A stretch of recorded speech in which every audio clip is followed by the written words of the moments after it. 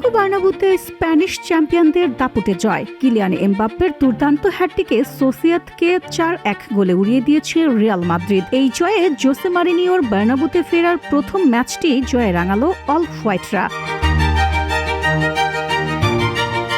ম্যাচের শুরু থেকে আক্রমণাত্মক ছিল স্বাগতিকরা। 40 মিনিটে ফেদেরিকো ভালভার্দের বাড়ানো বলে নিখুঁত ফিনিশিংয়ে দলকে এগিয়ে নেন এমবাপ্পে। তবে প্রথমার্ধ শেষ হওয়ার ঠিক আগে রক্ষণভাগের ভুলের সুযোগ কাজে লাগিয়ে সোসিয়েদাদকে সমতায় ফেরান লুকা সোসিচ। বিরতির পর পুরোপুরি বদলে যায় ম্যাচের চিত্র।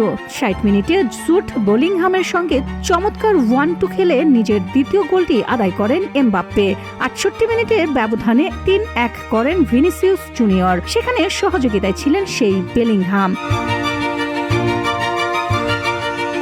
ম্যাচের 80 মিনিটে আসে সেরা মুহূর্তটি। ভিনিসিয়াসের দারুণ পাস থেকে গোলরক্ষককে বোকা বানিয়ে বল জালে জড়ান এমবাপ্পে। পূর্ণ করেন চমৎকার এক হ্যাটট্রিক। টানা দ্বিতীয় জয়ে 2 ম্যাচে পূর্ণ 6 পয়েন্ট সংগ্রহ করে টেবিলের শীর্ষস্থান শক্ত করল মরিনিওর শিষ্যরা। আর 3 গোল করে ম্যাচের অবিসংবাদীয় নায়ক ফরাসি superstar Kylian Mbappe. Nadia Soma, VOD Bangla news desk.